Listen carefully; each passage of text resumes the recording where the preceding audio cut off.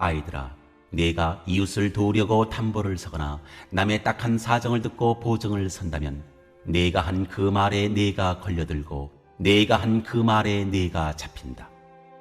아이들아, 네가 너의 이웃의 손에 잡힌 것이니 어서 그에게 가서 풀어달라고 겸손히 간청하여라. 너는 이렇게 하여 자신을 구하여라.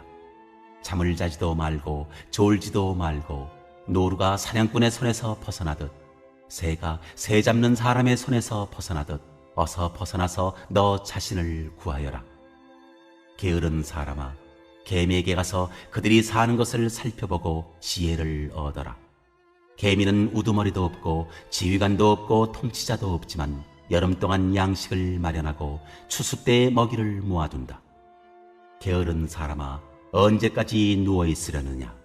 언제 잠에서 깨어 일어나려느냐? 조금만 더 자야지. 조금만 더 눈을 붙여야지.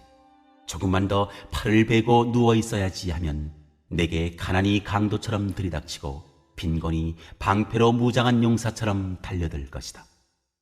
건달과 아기는 그릇된 말이나 하며 돌아다닌다. 그들은 눈짓과 발짓과 손짓으로 서로 신호를 하며 그 비뚤어진 마음으로 항상 악을 꾀하며 싸움만 부추긴다. 그러므로 갑자기 닥쳐오는 재앙을 만나 순식간에 망하고 회복되지 못한다. 주님께서 미워하시는 것, 주님께서 싫어하시는 것이 7가지이다. 교만한 눈과 거짓말하는 혀와 무죄한 사람을 피 흘리게 하는 손과 악한 계교를 꾸미는 마음과 악한 일을 저지르려고 치닫는 발과 거짓으로 증거하는 사람과 친구 사이를 이간하는 사람이다. 친구여, 네가 이웃의 보증을 서거나 낯선 자와의 거래에 꼼짝없이 말려들었다면 겉옷이라도 벗어주겠다고 충동적으로 약속했다가 이제 바깥 추운 데서 와들와들 떠는 신세가 되었다면 친구여, 한시도 허비하지 말고 궁지에서 벗어나라. 너는 그 사람의 소나귀에 사로잡혔다. 침통한 얼굴로 찾아가 절박한 사정을 호소하여라. 허비할 시간이 없으니 지체하지 마라. 사슴이 사냥꾼의 손에서 벗어나듯 달아나라. 새가 덫을 놓는 자의 손에서 벗어나듯 날아가라. 게으르고 어리석은 자여, 개미를 보아라. 개미를 자세히 지켜보고 한 수 배워라. 아무도 할 일을 일러주지 않지만 개미는 여름 내에 먹이를 마련하고 추수철에 양식을 비축한다. 너는 언제까지 하는 일 없이 빈둥거리려느냐? 언제 잠자리에서 일어나려느냐? 여기서도 자고 저기서도 자자. 여기서도 하루 쉬고 저기서도 하루 쉬자. 편히 앉아 느긋하게 쉬자 하면 무슨 일이 닥치는지 아느냐? 바랄 것은 단 하나, 찢어지게 가난한 생활뿐이다. 가난이 네 영원한 식객이 된다. 쓰레기 같은 인간과 악당들은 한 입으로 두말한다. 서로 눈짓을 교환하며 발을 질질 끌면서 지킬 마음도 없는 거짓 약속을 일삼는다. 그들의 사악한 마음은 끊임없이 고약한 일을 꾸미고 언제나 말썽을 일으킨다. 머지않아 그들에게 재앙이 닥치면 완전히 파멸하고 망해서 회복되지 못하리라. 여기 하나님이 미워하시는 6가지가 있고 그분이 몹시 싫어하시는 한 가지가 더 있다. 거만한 눈, 거짓말하는 혀, 죄 없는 사람을 살해하는 손, 흉계를 꾸미는 마음, 악한 길로 급히 달려가는 발, 거짓 증언하는 증인의 입, 집안에서 분쟁을 일으키는 자. 첫 번째 질문입니다. 본문의 구조와 특징은 무엇인가요? 많은 학자들은 오늘 본문을 4가지 주제들로 보고 있어 4단락으로 나눕니다. 1절부터 5절이 보증서는 일에 대한 경고라면 6절부터 11절은 게으름에 대한 경고입니다. 12절부터 15절은 악인의 행위와 그 결과에 대해서 다루고 있고 16절부터 19절은 여호와가 싫어하는 것들에 대해서 설명하고 있습니다. 4가지 주제들은 모두 일상 속에서 지혜가 어떻게 적용될 수 있는가를 다루는 실제적인 예들입니다. 이런 상황이 닥쳤을 때 지혜가 얼마나 중요한지 우리에게 보여줍니다. 보증이나 게으름은 경제적인 생활에서의 지혜를 말해줍니다. 그리고 12절부터 15절과 16절부터 19절의 관계를 어떻게 이해하느냐에 따라 12절부터 19절을 한 단락으로 보고 보증이나 게으름처럼 또 다른 종류의 사람에 대한 경고로 보기도 합니다. 두 번째 질문입니다. 왜 성경은 담보나 보증을 어리석은 것으로 보나요? 보증이란 어떤 사람이 자신의 빚을 해결하지 못하면 대신 책임져 주겠다는 것입니다. 이웃이나 타인을 도우려는 마음은 선한 거지만 담보나 보증은 지혜롭지 못한 방법이라고 성경은 말합니다. 2절에서 당시 보증은 주로 문서보다는 말로 이루어졌음을 알 수 있습니다. 보증이란 단어의 원래 뜻은 손뼉을 치다라는 의미인데 이걸 볼 때 보증할 때 악수를 했음을 짐작할 수 있습니다. 보증이나 담보는 자칫하면 돈에 매일 수 있고 또 자신의 미래를 잃어버릴 수도 있기에 어리석은 행동으로 보는 것입니다. 또한 자신의 재산뿐만이 아니라 친구까지도 잃어버릴 수 있습니다.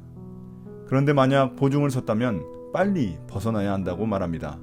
졸거나 잠자거나 하여 때를 놓치거나 미적거리지 말고 곧바로 보증에서 벗어나야 한다는 것입니다. 노루가 사냥꾼에게서 벗어나듯 새가 새잡이에게서 벗어나듯 죽을 힘을 다해 보증에서 벗어나야 한다고 강조합니다. 세 번째 질문입니다. 게으름에 대한 잠언의 가르침은 무엇인가요? 게으름에 대한 지혜를 자연의 세계인 개미에게서 찾고 있습니다. 개미는 지휘관의 강요나 감독이 없이도 스스로 부지런히 먹을 양식을 챙겨 힘든 겨울을 대비한다는 것입니다. 반면 게으른 자를 꾸짖고 그들의 행동 습관들을 묘사하며 그들을 훈계하고 있습니다. 추수철은 기회의 때인데도 게으름뱅이는 잠만 좋아합니다. 조금만 더라는 주문 같은 말을 반복하며 무기력한 모습을 효과적으로 보여주고 있습니다. 이렇게 다가올 삶의 겨울을 대비하지 못한 자들에게는 가난이 강도처럼 빈곤이 용사처럼 들이닥칠 것입니다. 가난이 강도처럼 온다는 것은 예상치 못한 상황에서 가난으로 인해 치명적인 결과를 맞이하게 될 것을 의미합니다. 빈곤이 용사처럼 밀어닥친다는 것은 용사의 공격이 예측 불허하고 끝장을 볼 때까지 공격한다는 점에서 빈곤이 얼마나 끈질기게 그를 추격하고 치명상을 입힐지 보여주는 말입니다. 네 번째 질문입니다. 악인이 하는 행동들의 특징과 그들의 결말은 무엇인가요? 앞서 보증이나 게으름이 개인적인 어리석음의 문제였다면 악인은 사회적인 질서를 위협하는 존재들입니다. 그들의 특징은 그릇된 말을 하고 눈짓, 손짓, 발짓을 하며 항상 악을 꾀하고 싸움을 부추깁니다. 그릇된 말이란 거짓말, 속이는 말이며 그들이 하는 눈짓, 손짓, 발짓은 그들끼리의 교묘한 속임수와 상대방을 향한 신체적인 위협들을 의미합니다. 그런 그들을 기다리고 있는 결말은 예기치 못한 재앙, 또 회복할 수 없는 파멸일 뿐입니다. 다섯 번째 질문입니다. 주님이 싫어하시는 예언 7가지란 무엇인가요?